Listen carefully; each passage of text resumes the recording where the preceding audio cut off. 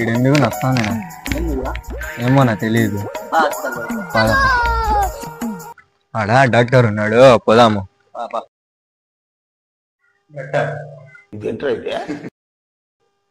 ఏమైంది? ఈడేం నస్తాను ఇప్పుడు నిన్న నుంచి. ఎక్కడే చెక్ చేస్తాను.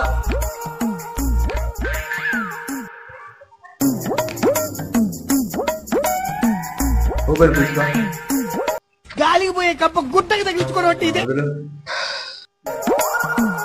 వీడికి ఏమన్నా తాగుతావా? అలవాట్లేదు. అలవాట్లేదా? సరేలే అడిగి పాస్.